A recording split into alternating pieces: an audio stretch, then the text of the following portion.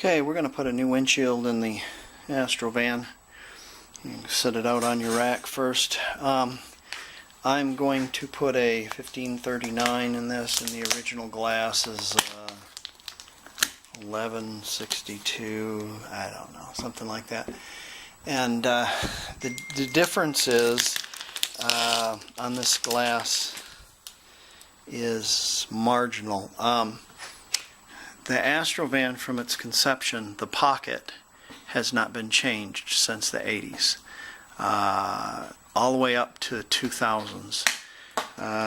They never changed the basic pocket of it. They changed the design of the front end a little bit, but they didn't change the block size of the glass. So if you look at the block size of the glass on the book, it's the same as the older one. The thing I'm trying to tell you is this glass was $20 cheaper than which is considerable amount, which is $20 cheaper than the glass that originally was in it. Another thing that this glass has is kind of nice is it has a ceramic band around where the mirror goes, where the bracket is glued, and what that does is that'll protect the bracket from UV rays, whereas this one does not, and have lots of problems with ultraviolet light. Knocking that mirror down comes down a lot. We're going to have to take our antenna off. This is 10 millimeter. These snap off really easy, so be careful if it's going to snap off. I don't know what to tell you. And then it's Torx. Take those out. I haven't done one of these in a long time. And you've got Phillips holding the side moldings on, and a push-in molding at the top. And we're going to put some 105 on there. It's going to overlap a little bit, but I don't care. 105 is a wraparound molding, kind of an aftermarket stuff, and it's not a push-in.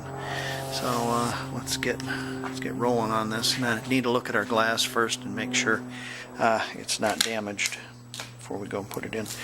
This is a Chinese glass. The Chinese were horrible at making glass at one time. They've got downright better than the Americans, it seems like now. Go figure. So the more you do, the better you become.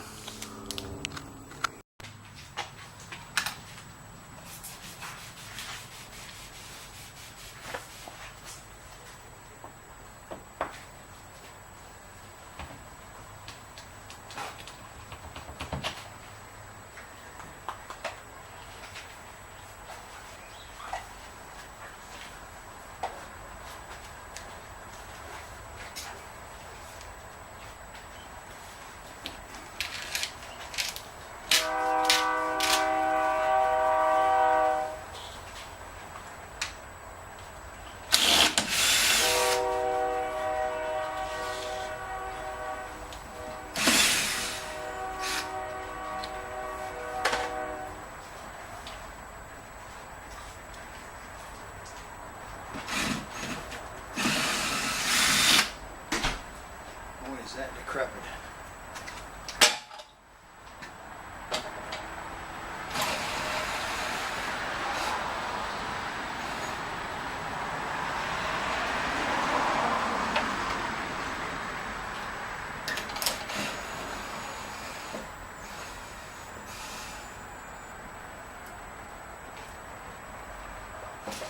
Jesus.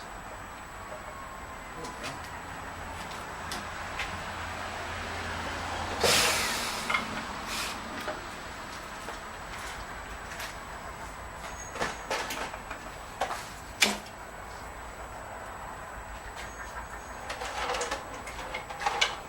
All your parts in one of these.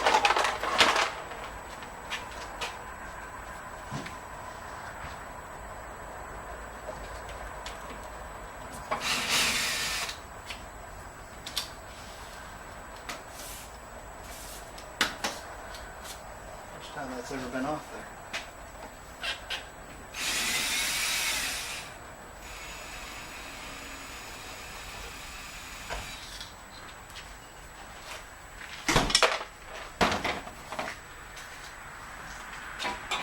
This.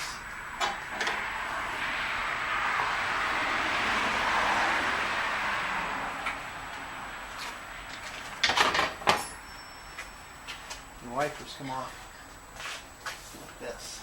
A little catch.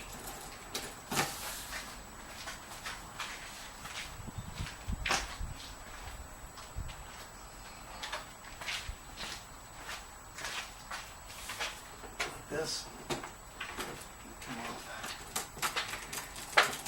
like so. Got a hose on there. Now take all that stuff off and we'll start cutting on it. The upper molding just pulls out.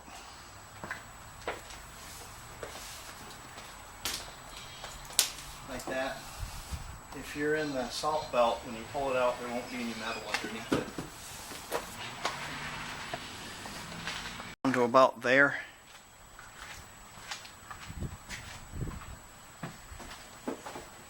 About right there.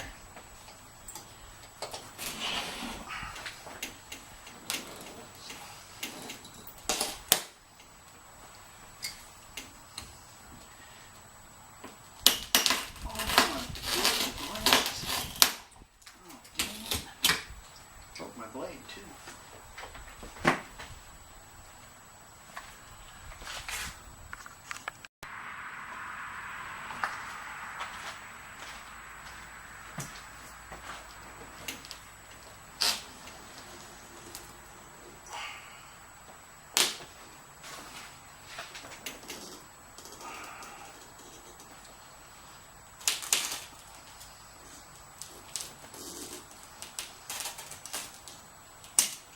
Get that with the saw, maybe.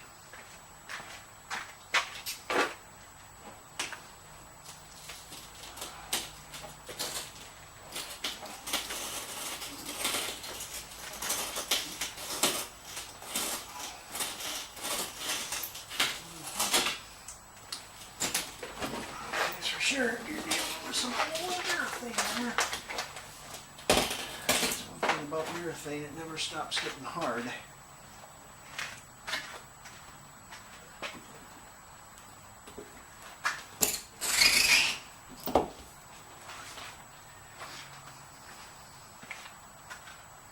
I'm going to cut along the other side and down a little bit. Get the rest of it with a saw. Be easier.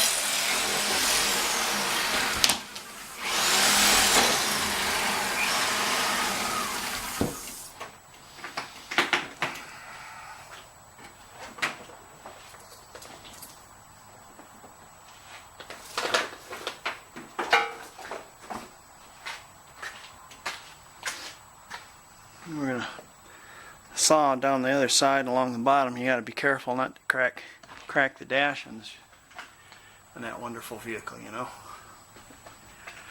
That's another thing. Dash tore all to hell. Dash on the Altima,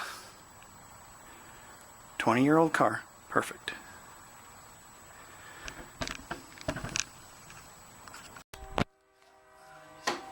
Right around the way.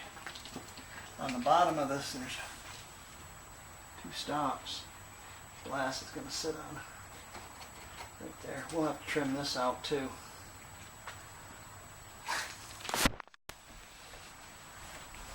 Okay, I'll have to trim this out for molding. Those of you up in the salt belt, be careful of scratching your metal. If you get salt up in this pocket, and then you won't have any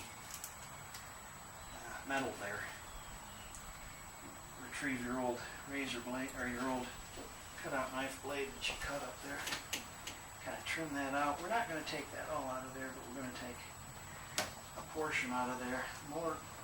Mostly what we're doing is we're carving a pocket in there.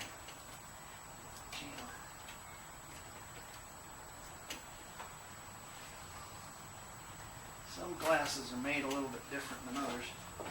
So you can't just lay the same old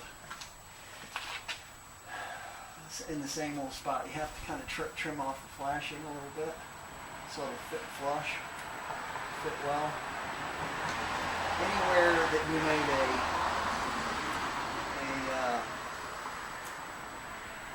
like you carved out the urethane where you might get a leak. Any broken glass, stuff like that, has to come off there. Any where you sawed and there's a big flap, like this right here, would have to come off. So everything is flat and smooth for your urethane to fit on. And also, you want to mop up your water. Time to clean your dash too.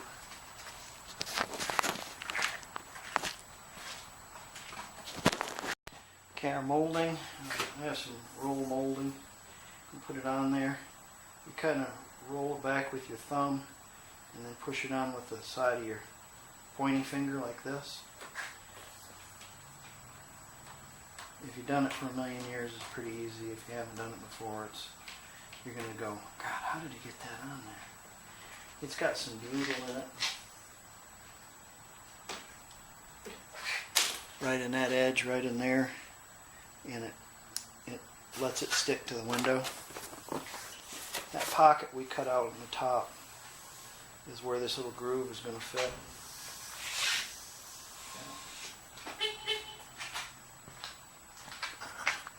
Tell you about urethane. I use Dow Beta Seal 418.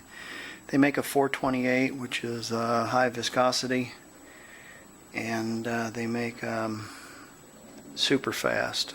It's like a catalyst clear stuff, and I don't recommend the catalyst clear or the high viscosity. The high viscosity you don't get as good of a smash. This allows it to smash a lot easier, but if you're working where it's really hot and you have to build your urethane really high, you might want to use some 428 instead of 418. I don't use catalyst clear or catalyst cure stuff, the super fast, because urethane continues to set after it gets hard. It just keeps getting harder and harder, and when you got a catalyst on it too, it gets harder yet. And it's very possible to pull right away from the body, away from the glass, that kind of stuff. And then cutting it back out, it's like you're cutting out rock. And then I want to tell you about, get yourself a fresh tube of urethane. If you buy it in the AutoZone, it'll cost you $25 for a tube of urethane. If you go to a glass guy on the street, he'll sell you a tube of this stuff for about $10 and still make money on it. And it'll be fresh. Fresh is where you want. Don't use bathtub caulk. Don't use fluorescent green silicone with little gold sparklies in it to kind of make fishing lures out of, okay? Use urethane. Urethane is what you need. Urethane sticks really well. This is primerless, sticks really well to the frit, and it sticks really well to the body of the car also. Okay, we're going to put a nice big fat bead around it, well, I guess. And I usually run 2 beads. The first bead, I smash it really good into the urethane that's already on there. And then the second bead, I build it high. And that makes for the smash. If you put too much in there, it'll ooze out all over the place. You definitely don't want it oozing out all over the place, and you definitely don't want to get it on you.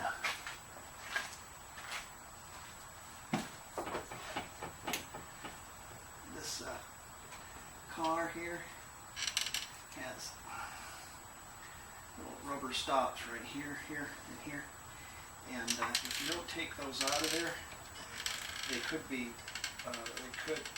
provide or become problematic because they're broke away from the urethane and they are not sealed. So you could have a gap in there, and if you got a gap in there, water will find its way through. 2 beads, one high, one smashed good. Same with this. Smash it down on the body, and then one backing it up a little bit higher. Like that. There we go, that's nice. Now, I'm going to do the other side there too, but I'm going to do this also. I'm going to come up about right here. You'll be able to put your hands here and on the bottom. I'm going to glue my molding on it. I'm going to come right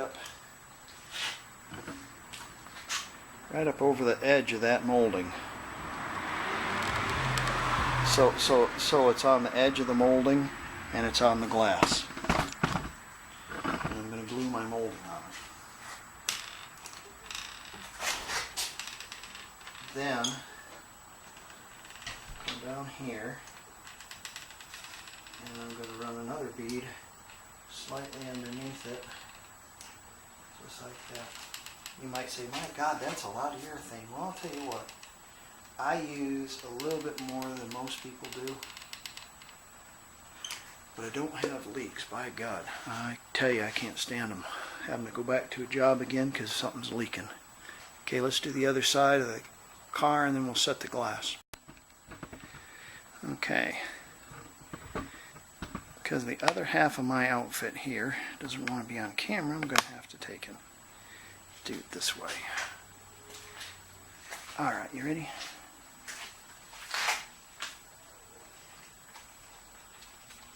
I use 2 people to set glass. It's so much easier. And then also, when you're setting the glass, you're not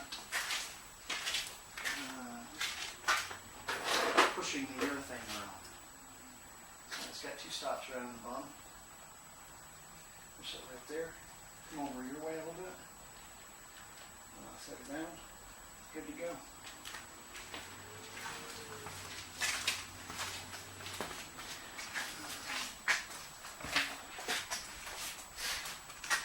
Once you get that glass in there like that, you gotta push it down. I start at the bottom. Like that. Up the sides. Make sure your molding's in there good. I'm gonna get a good smash.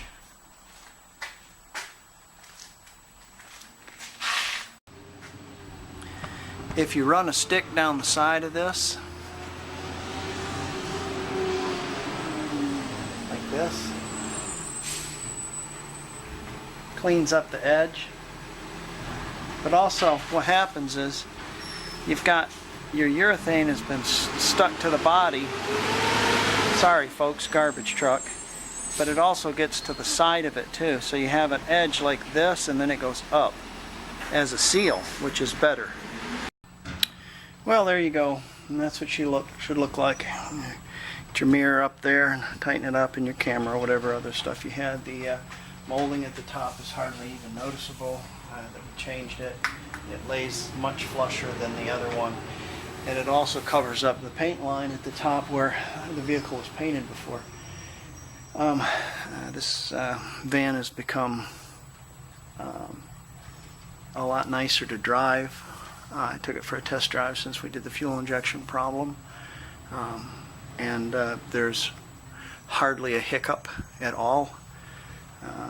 No gas smell any longer. It's not vibrating from the tires being out of balance. I'll have a new glass in there, and then on top of that all, the heat works quite well now in it now too, so it'll be nice and warm in the wintertime. Now we'll address the air conditioning probably in the spring. So, okay, on to the Nissan.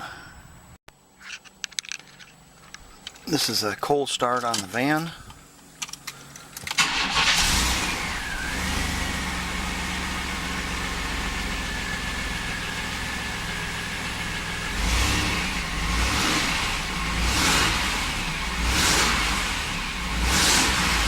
Very responsive now. I love it. I used to be able to put it in reverse and step on the brakes and let go of the brakes, and they would hang up. So our back brakes are now releasing quite well because of our new springs. It's nice. And the front brakes grab really well too. Kind of nice. Sorry, the clunking back there is a windshield I have back there. Speaking of windshield, look at that. You can see through it. Isn't that glorious? That's just beautiful. Look at that. Okay. Nice. Oh, that's nice. You don't know what it's like driving one of these things that's all has problems or crouped up together. Man, it's not fun. It's a device that gets you from A to B. There's no comfort at all. So, and I checked out my heat yesterday. It works really well too. Although my fan only works on one speed because I have to replace the resistor later. I got to find it. That might be a deal for the air conditioning when I do the air conditioning on it, because I'd sure like air in this. Okay. So let's see here. That's the tires. Let's erase that. All the stuff that we've got. Calipers, brake springs. Not erasing very well. Front pads. We did a fuel injector. We did the fuel line kit. We did a power steering flush. We did an air filter. Oh, you didn't see me put the air filter in it. I put a new air filter in that box. Should have showed that. A windshield. We changed the oil. And we put a heater core, a fan, and a switch. So that one is all finished. We can motor home too.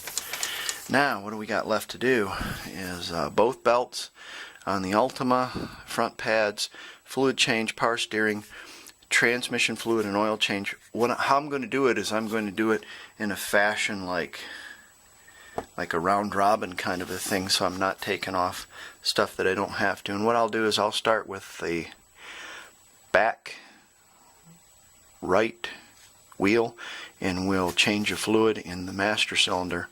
And then we'll do the left and bleed that one, and then we'll go to the front right and we will change the pads, do an oil change, and do both belts on that wheel and that way we got that wheel off and out of the way, and it's easier to get at the belts and the oil filter. Okay, let's get after it. Okay, I wanted to show you something on my Astro van, and I'm going to point this out right here.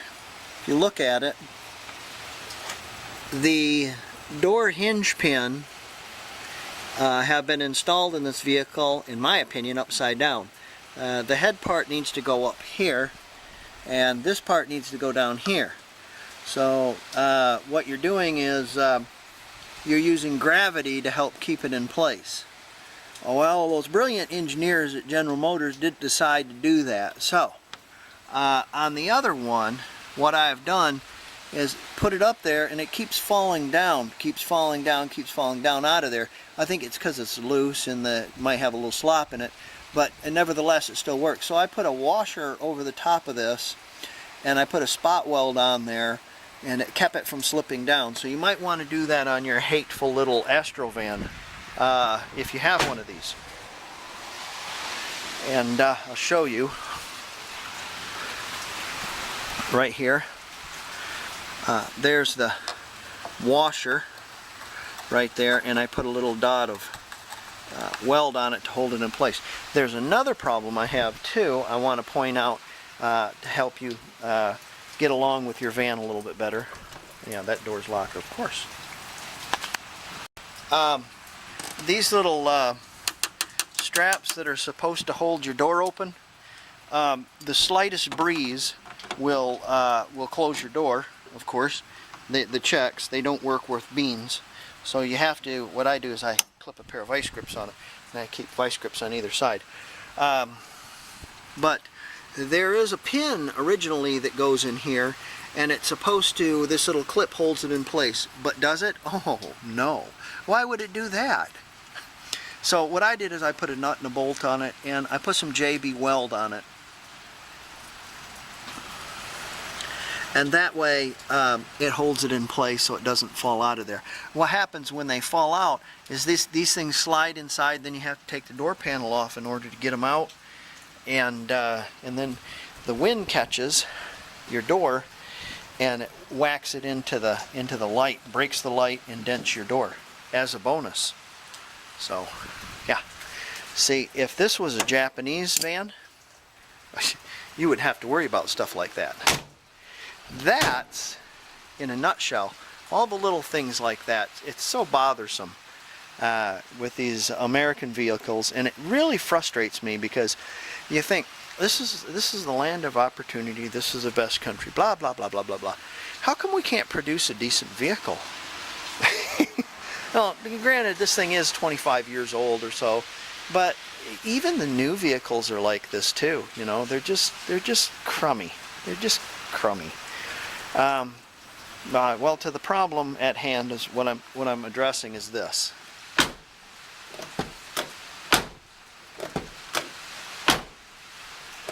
Okay. Now roll up the window.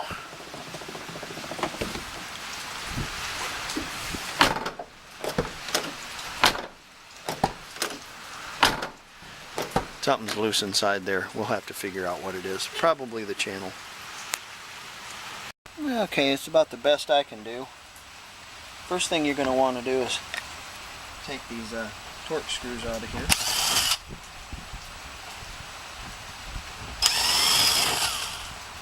Torx is a good idea, have a Torx bit in there, because the Phillips ones, they get all filled full of crackers and junk from your kids and stuff like that, and you can't get the Phillips out. So Torx is a good way to do this. The clip on this is between the escutcheon, the plastic little gasket, and the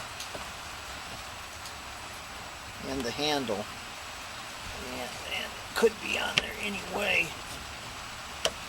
And we call these Jesus clips because trying to get them off, you're usually saying the word Jesus several times. There's the little clip. Then your door handle will come off. Let's roll this back up. I have my door handle up like this, and that way it doesn't hit my leg when it's right here. So the position is it matters where it's supposed to go. So we're going to remember about 1 o'clock is where it needs to go. Just prise off, or you can use a panel tool. Like so. This door panel's been off several times, so it's full of urethane underneath. It's been off several times because you have to take it off several times to fix all the problems all the time. So continual fix. Looks like I've been in there with a Phillips screwdriver. Let me get a screw.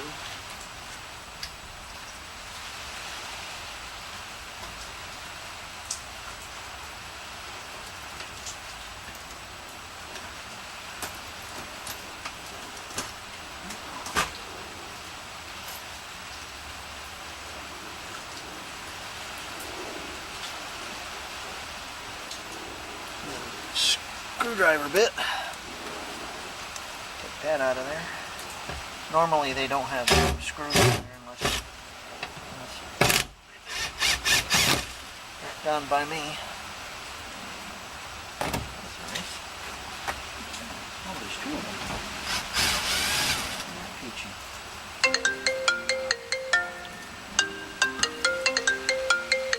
Let me hang up on this really quick. There you go.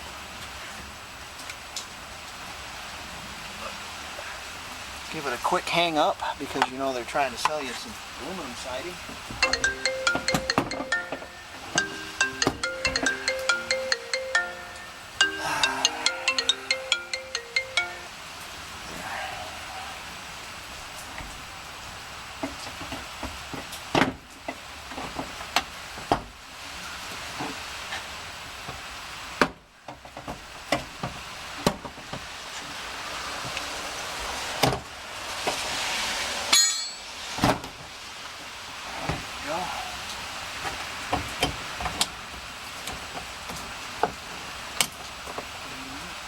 Sometimes these don't want to come off there. You got to give them a little.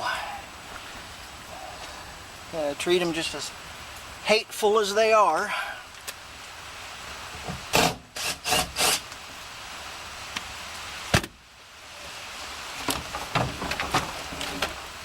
There you go, you dirty pile of junk. I'll see you back here.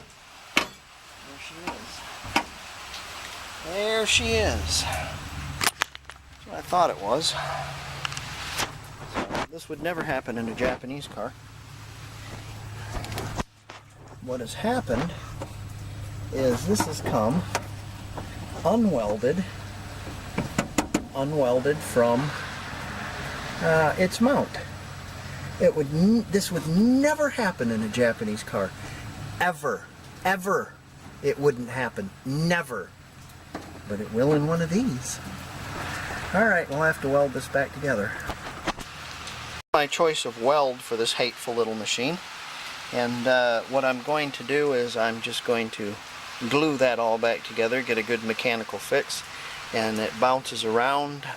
It will not break loose like a weld will.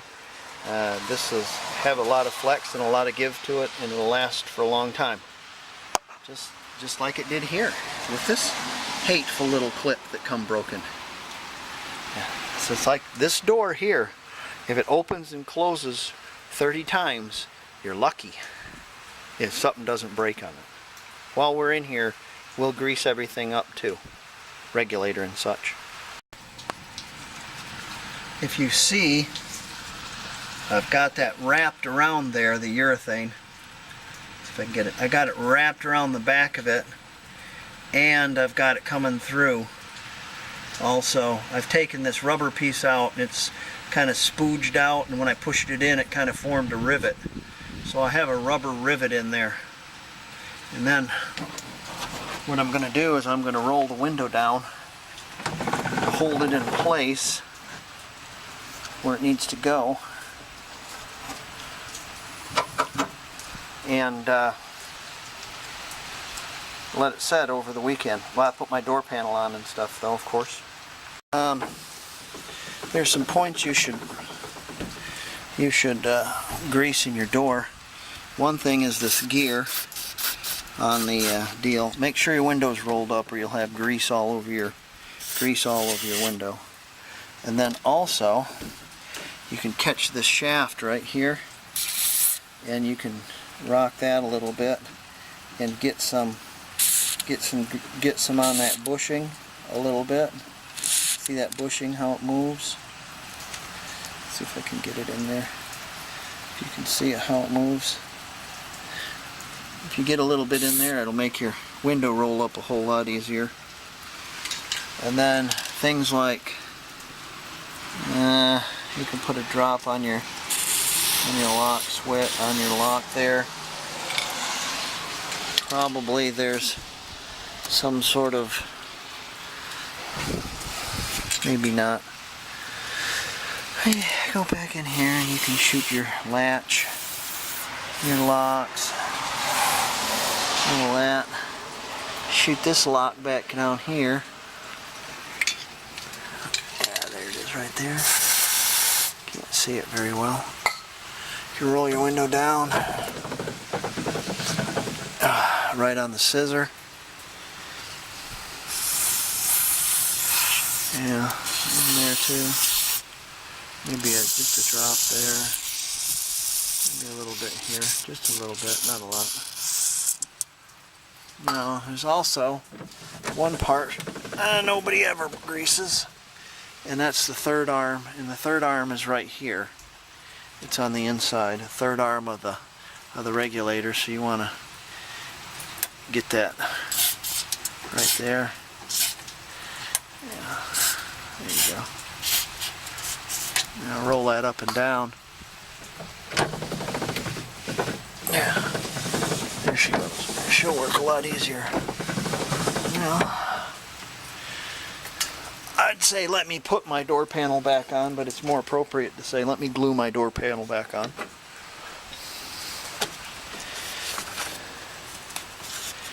Guess that moisture barrier's moistured its last barrier. And let me put my door panel back on and we'll be... So there you go. I put another screw underneath this one, but there's just a couple screws, one there, one there. Put a blob of urethane where the others were. There's a screw that goes in there, and of course the two Torx. And these just pop off. Pretty easy. So, and if I leave this down over the weekend, it will make sure it's sitting at the correct angle when that glue sets up, and it should work better probably than a weld.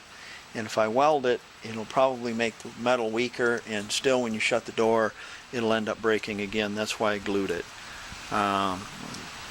You know, it's just these doors are just so awesomely cheap that yeah, so, but yeah, what do you expect? It's 20 years old or better.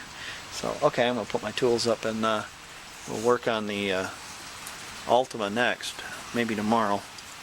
It's pretty wet and rainy right now, and see if it dries up a little bit before I go work on that, because I'll be down on the ground working on that. It's a wonderful morning, nice and cool. Stopped raining, and we're going to start doing some work on the Nissan. Some things I'm going to do. I'm going to change transmission fluid. Why is there one different? Well, I'll tell you. I'm going to change power steering fluid. I'm going to flush out the brake fluid. I've got a serpentine belt and an air conditioner belt that's going to go on. And I've got a new set of brakes, an oil change, and I've got new wheel bearings here, but I don't think I need them. And I'll explain later when we get into this. But I did buy a new set of them, new set of wheel bearings for it. So, but I don't think I'm going to need them. I'll tell you why in a little bit. Okay, the transmission fluid. Let me explain why I have 1 gallon of cheap transmission fluid and 2 gallons of expensive transmission fluid. The circuit holds, the whole circuit holds 10 quarts. Okay, and I'm going to do this. You have a radiator, and the radiator has 2 coolant lines coming from it, and it has a separate circuit in the radiator for cooling the transmission fluid. And then you have your torque converter and your valve body and your pan of your transmission. What happens is when you start the engine, it spins the torque converter, which is connected to the front pump behind it, and the pump picks up the fluid, and either goes to the valve body or the torque converter, one of the two, and it makes the transmission work, regardless of how it goes.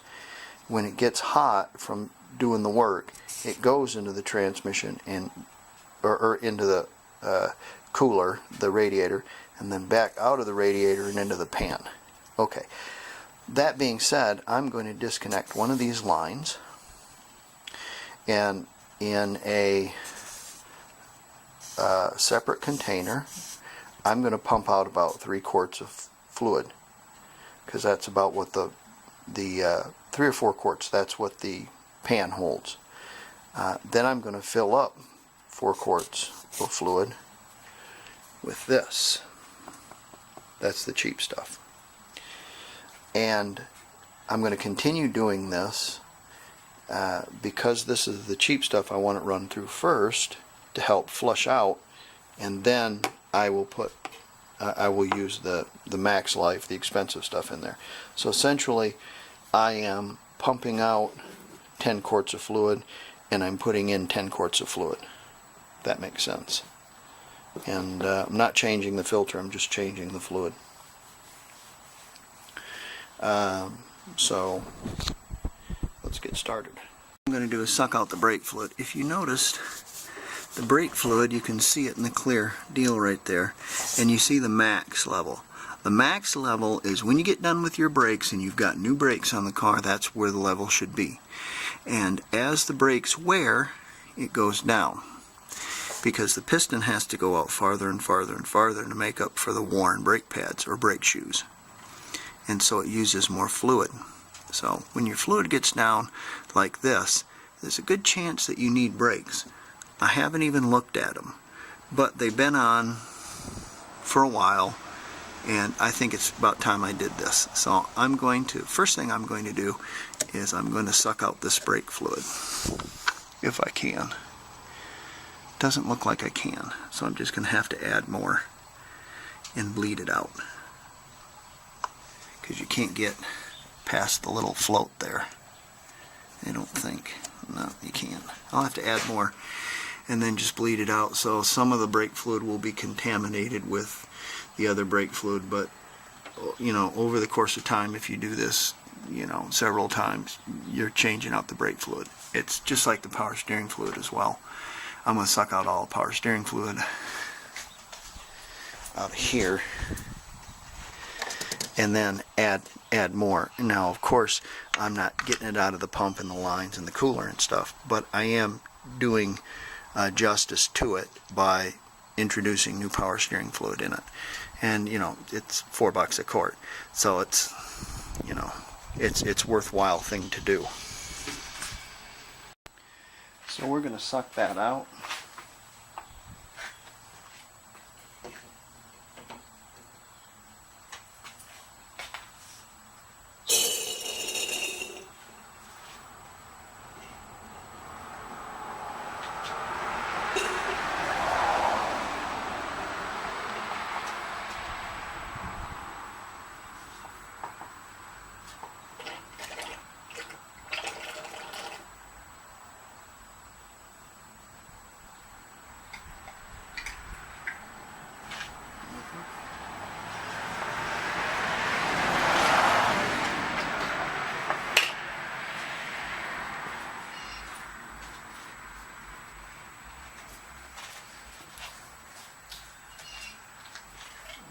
Add some fresh. Sorry, I'm doing it again. There you go. If you pour from the side of your container, there's less glug, glug, glug, glug.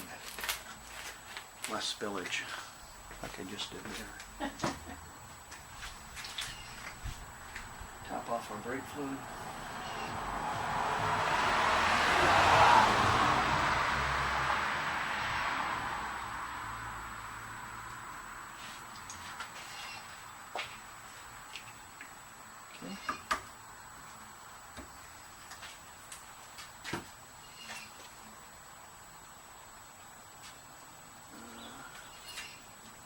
Let's clean that off and then we'll wait for a startup.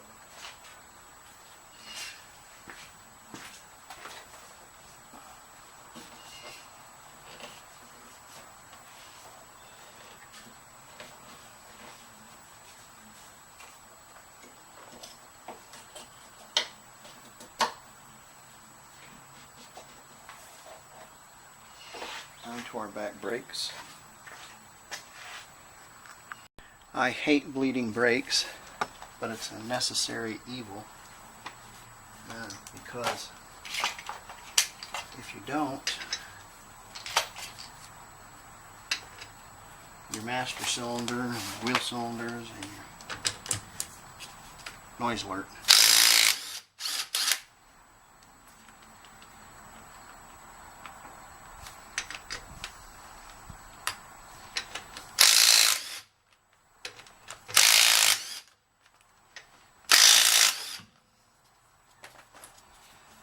And your front calipers will suffer, especially in wet climates, because brake fluid will suck moisture out of the air. Put your tire underneath there, jack fails, won't kill you. I use a jack stand and there's a point for a jack underneath there.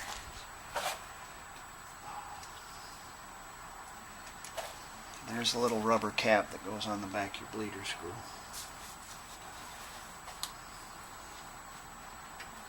It's either an 8 or a 10. These are 8s.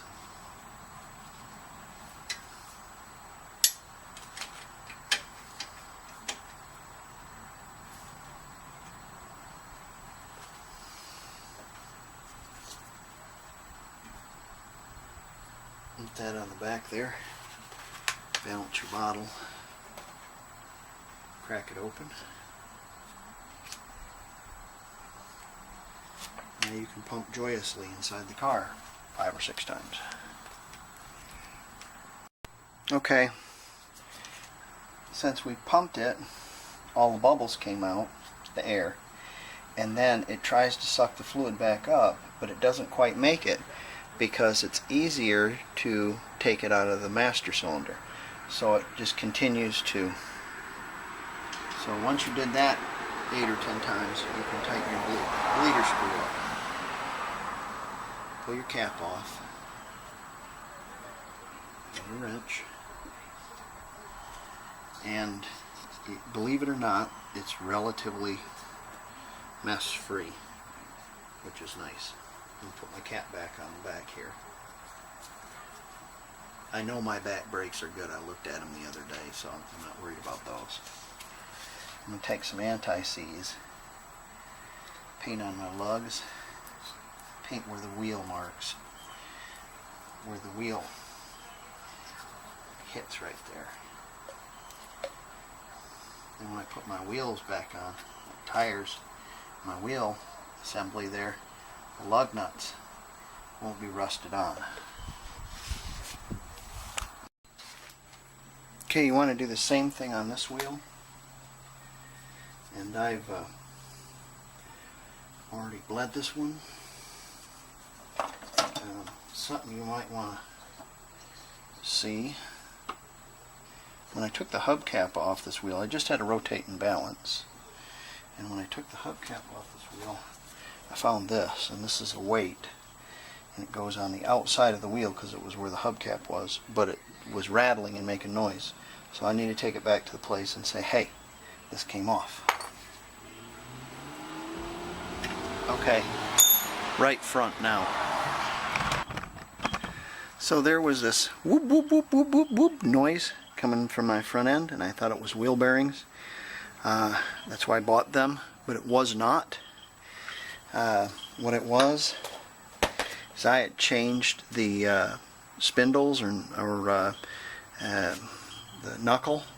I went down to the salvage yard and I got 2 knuckles for it because the wheel bearings in it were bad, and pressing them out and that kind of thing didn't appeal to me, so I got a couple of used ones, and actually they were pretty nice. The knuckles I had got had nice bearings in them. So what I did is, when I put it back together, there's not a cancellation cap that goes on this, and there should be.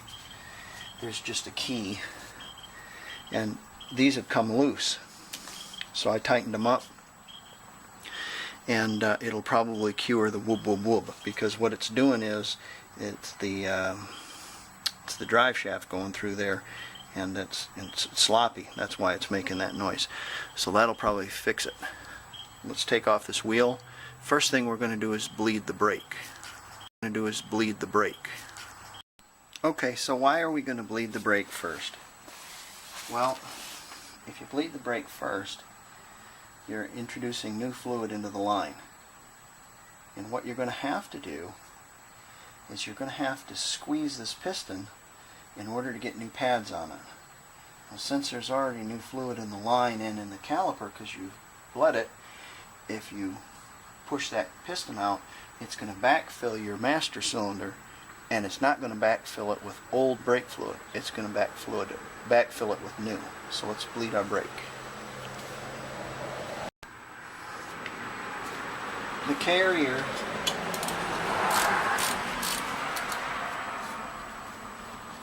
or the caliper bolts rather, not the carrier. Caliper bolts are 14s. So you can take those out. And then your caliper will come right off. Okay? Don't let it hang, put it there. And then your brake pads will come off the carrier just like this. Now, that one's got a crack in it. They are still quite serviceable, but I'm going to put new ones on there. And I'm going to have to squeeze this piston in with a pair of pliers. So let me get those. Okay, where your calipers mount, there's these little deals on rubber bushings that push in and out, and if they don't push in and out, your caliper won't slide in and out. So if it doesn't slide in and out, it's going to wear one brake pad more than the other. Big pair of pliers, and you can push in the piston just like this, and you'll see it go in.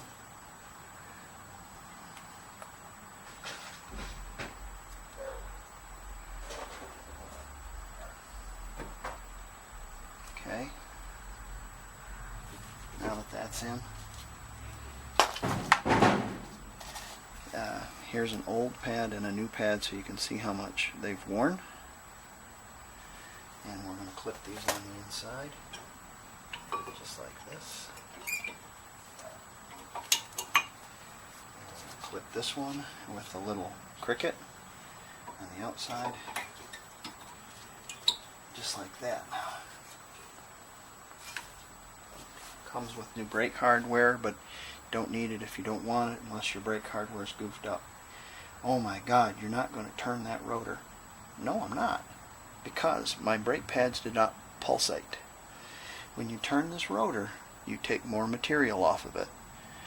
If you take more material off of it, it's thinner. If it's thinner, it gets hotter quicker, and your brakes are worse if you turn those.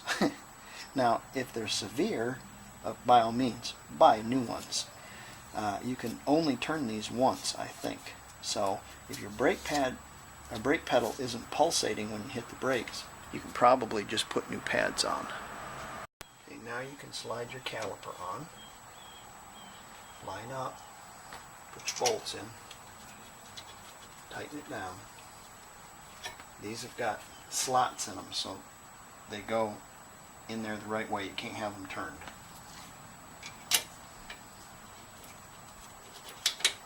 Now, remember, you're not going to have a brake right away because you push that piston all the way back. You have to pump it a couple of times before it makes. So don't put it in reverse and expect you're going to have brakes right now. Okay, we'll tighten that up. While you're in here, you can look for things. I see something already. I see something dripping. That's water from my evaporator though, so that's not a big deal. But see this? See this piece of rubber right here? I'm going to take that off there so it doesn't rub on the boot to the rack and pinion. The rubber's gone underneath that deal there. I need a new bushing. It's gone underneath there, the sway bar bushing. You can also look for self-greasing brakes, or these boots here.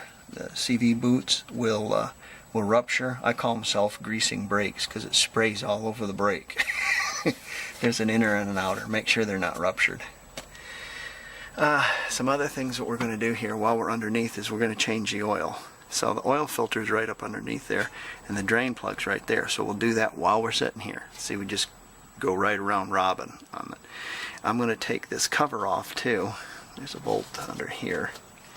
I'm going to take this cover off, and there's a belt underneath there that we got to get at, and the serpentine belt as well. Air conditioner belt and a serpentine belt we have to replace. So it's got a lot to do under here. Okay, our cover is off. And we're going to take our 14 millimeter. Had one somewhere. It's on that ratchet, I think. Here's the ratchet. We're going to loosen this real quick. Just a little. Then there's a 14 millimeter bolt underneath there. So we're going to have to get to that. Draining the oil, and I use this affair to loosen that up with a 10 mil or 14 on it. It dropped it down, and I was able to take this belt off there. This is your AC belt. You have to take the AC belt in order to get the serpentine belt off up top. So we'll do that next while the oil's draining. I can tell you this serpentine belt isn't fun because it doesn't have an automatic tensioner. If that makes sense to you, you can like put a bar on it, open it up, take the belt off, put a new belt on it, and it automatically tensions it. What tensions it is you have a bolt here which is 12 millimeter. That loosens it up, and then you have a 14 here, or 10 here, or 12 here rather, and that lets the alternator slide forward so you can put a new belt on, and then you got to kind of wrap it all around there and tighten it back up. So that's not going to be very fun. But so I'm not going to really record it. But I'm up top here, and I'm going to pour oil in it too because I have the drain plug in. See, you got to kind of multitask in order to save time. If you do one job at a time, if you can keep it in your head. You know, if you can't keep it in your head, I guess do one job at a time. But there you go. Okay, I'm going to change this belt and add oil. Okay, I managed to get it on there. I haven't got it tightened up yet. The first thing I did is I worked it around my power steering pump back here. Because there's only an inch of space between the frame rail and the power steering pump. So, I don't know if you can see that back there. And then I put it around the crank pulley. That's the last notch, and then I that roller right there, that see, pulley right there goes underneath that pulley, and then it comes up and it loops around the alternator and then down along the edge of the water pump to run the water pump. So we have that. There's a bolt there, which is a 14, a 14 there, and a 14 over on this side. And you have to loosen those up, and then loosen the side bolt right there, side nut, and then you can loosen this up, and your alternator will flow forward. Be careful when it flows forward because the positive right there will run right into the water outlet. So what I did is I jammed a couple of pieces of cardboard in there, so you know, if I pushed on it really hard, it wouldn't go through the rubber and then ground itself, because I don't have the battery disconnected. Something you might think about doing.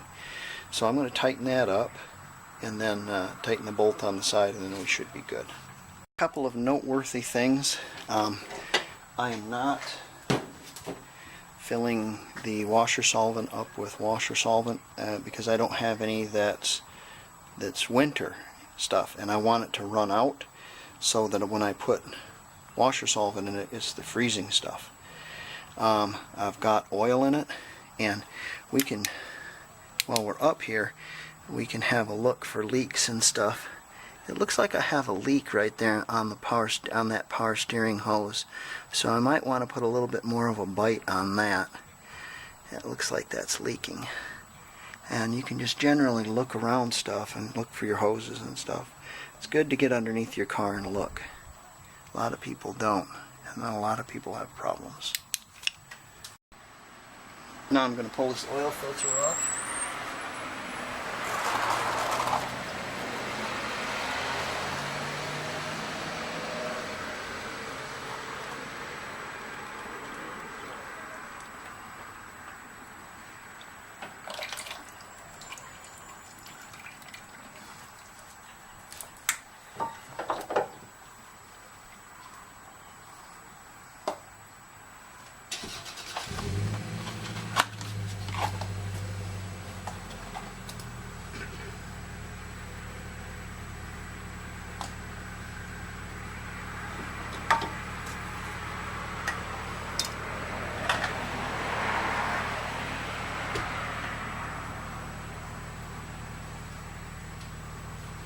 Hand tight.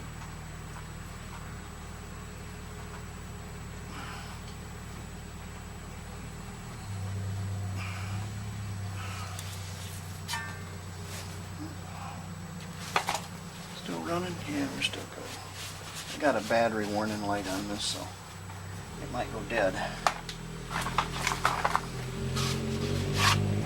Here's our power steering. Excuse me. Our air conditioning.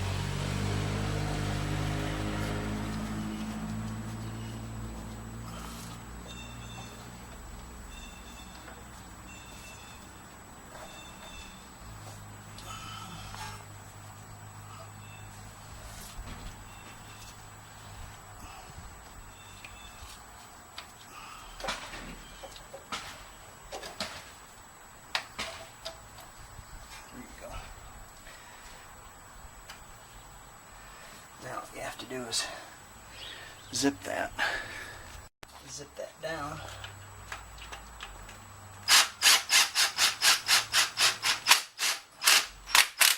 Now how tight do you want it? Well, pretty tight. So let's try that. That'll be good for a start. We'll run it a couple times. Tighten up your pulley. Yeah, that's pretty tight. I said Nissan's gotta be really tight. They're really weird like that. Okay, let's start her up. Let's do a check. Oil? Yes. Filter? Yes. Belt? Yes. Both of them are tight? Yes. The engine should be able to run though, right? Yep. Yep. Okay. Contact.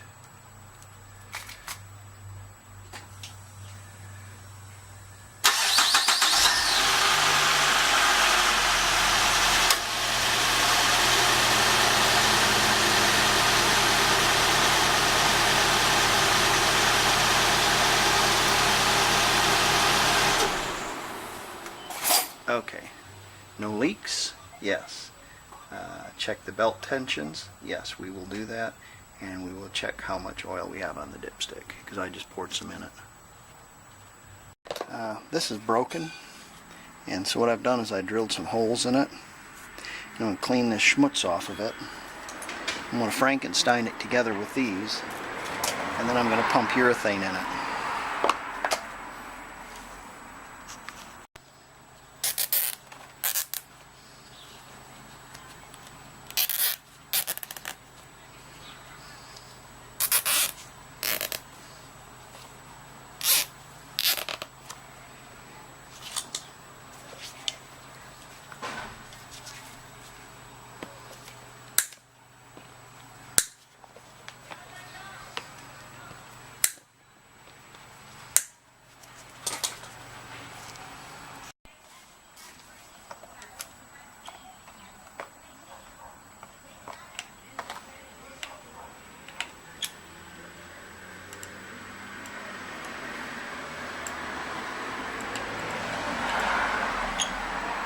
What you're getting here is kind of a mechanical fix, because this urethane is not going to stick to anything.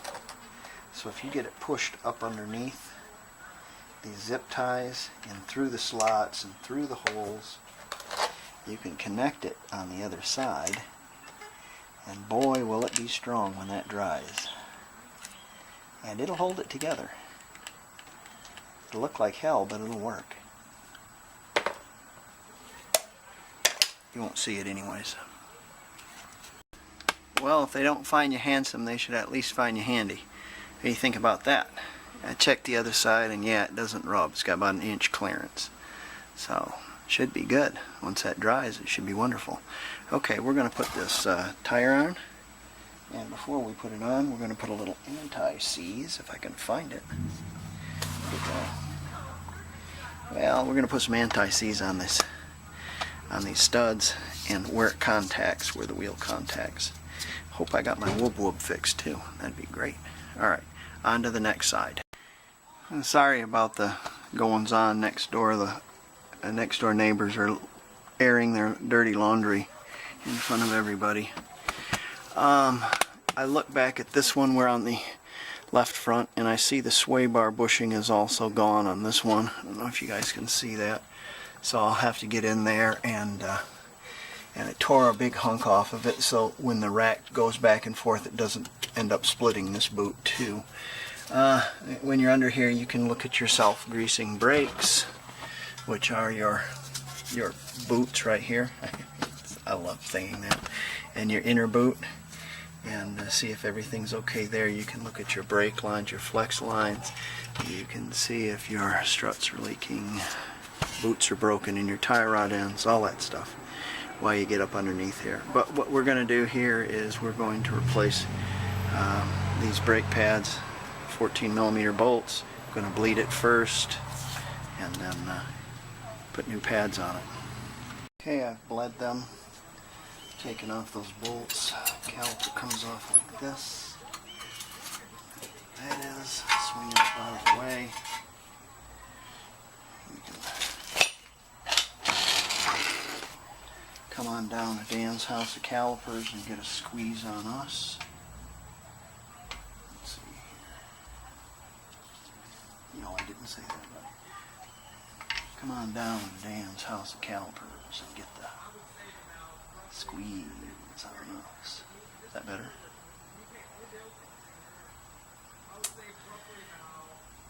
Okay. They're still airing their dirty laundry.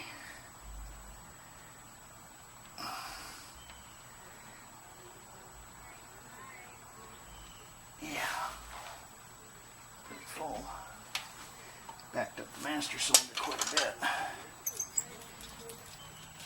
Kind of weird and funny. Like the tops of them are wore off more than the back side of them. It's kind of weird. It's like they weren't made to fit it, or they were made to fit at different. No, those don't go there. The one with the cricket goes there. They're made to fit 6 different cars or something. I don't know. I think those are O'Reilly's house brand, and these are Wagoners. So they're a little bit better brake. Okay, our little floats are working well, and we're going to put that caliper back on and tighten it up. Got a battery light here. Okay, the wife is calling me in for lunch. When I come back, we'll do a transmission flush.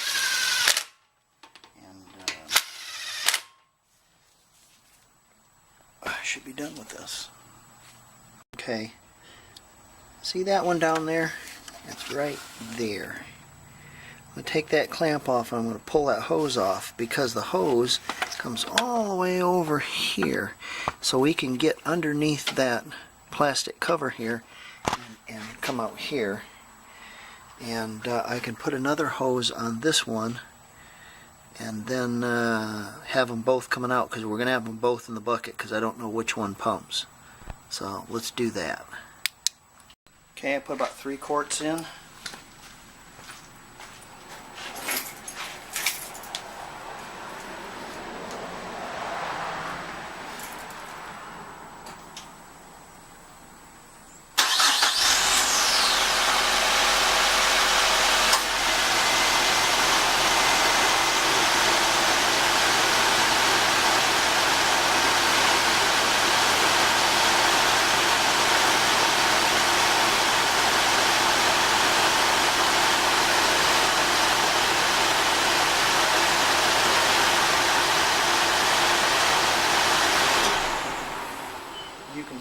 it stops.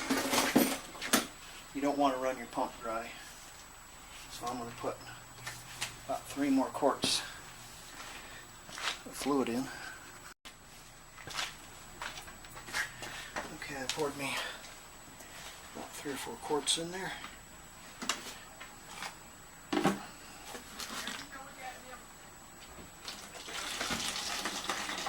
See what I used?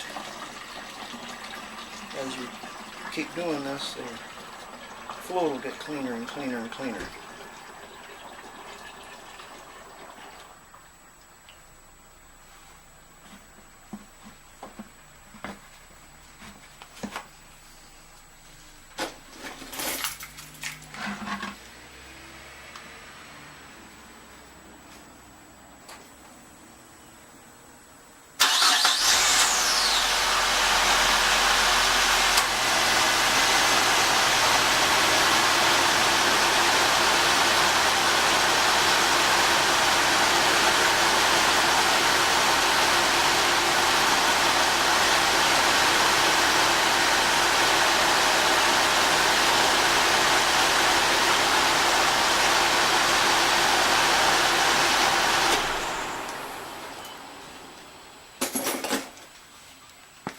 But you get the idea what we're going to do, or what we're doing.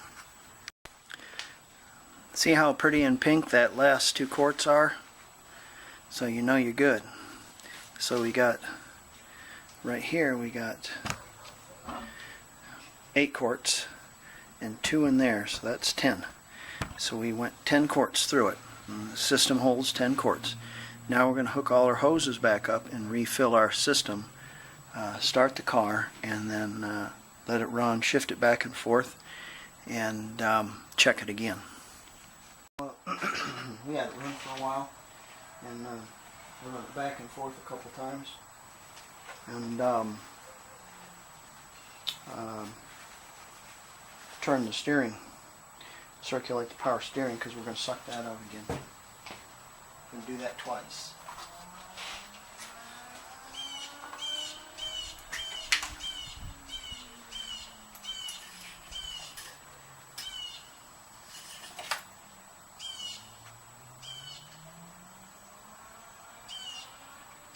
Okay, it's just slightly above right there. It's you check it while it's not running.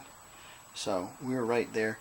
I know I'm right about because I took a certain amount out. I wasn't low, and I put a certain amount in. You see how clean that is? Beautiful, nice and pink. That's what you want. I know. Well, you're not changing the filter. If you know how automatic transmission works, there isn't any particulate going past pistons or carbon particulate. Essentially, all it's doing, you're wearing friction discs in the clutch and maybe wear on the planetary gears. So, you know, unless you're having a catastrophic failure with your transmission, the filter just catches the big stuff. So it's like, yeah, don't worry about it. You'll be alright. Alright, let's clean up our mess. Now let's use a super sucker and suck out that transmission fluid. Power steering fluid, excuse me.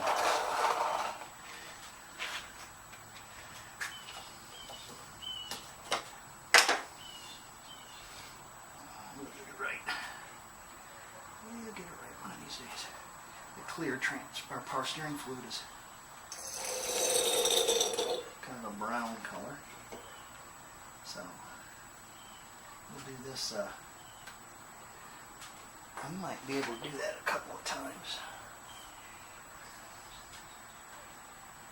Yeah, it's kind of amber colored. And the stuff I put in it is clear.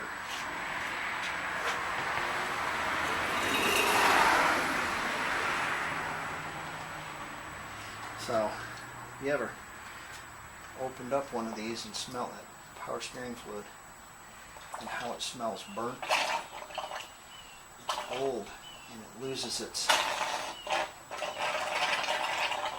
ability to lubricate, I believe. And then you have seal problems, and then you end up with a leaky power steering unit. And that's what I don't want, is a leaking power steering. I'll tell you what I'm going to do. Fill this up once more, and I'm going to call that good.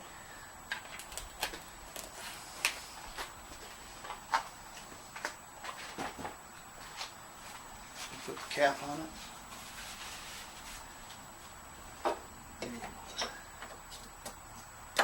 Okay, so think about what we did and how much we saved on this car.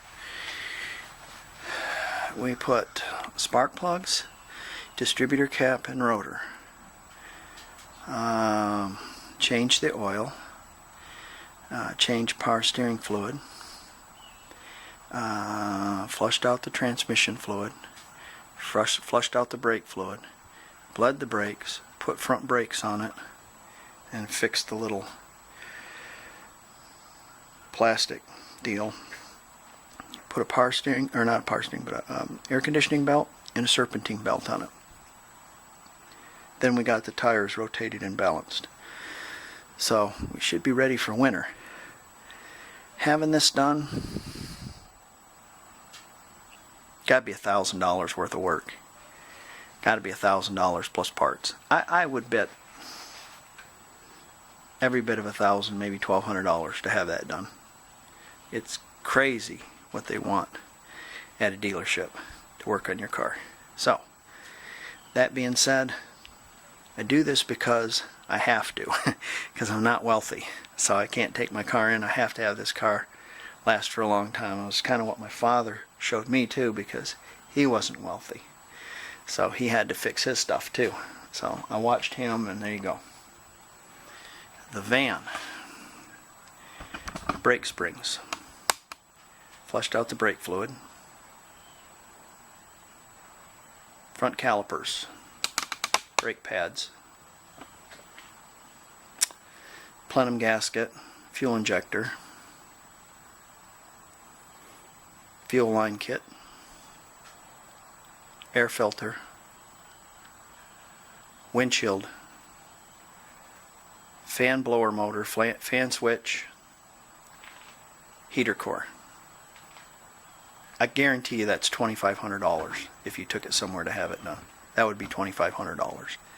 Like I said, outrageous what they want to work on cars. So get yourself some tools, simple tools, and start doing this. YouTube is full of videos on you can do it because you have these. So anyways, thanks for wrenching, and I look forward to my next video, because I know what it is, but I don't want to spoil the secret. But it's really cool. I think it's really cool. I've been working on it for a year, and it's finished. So next video is something real cool. Bye.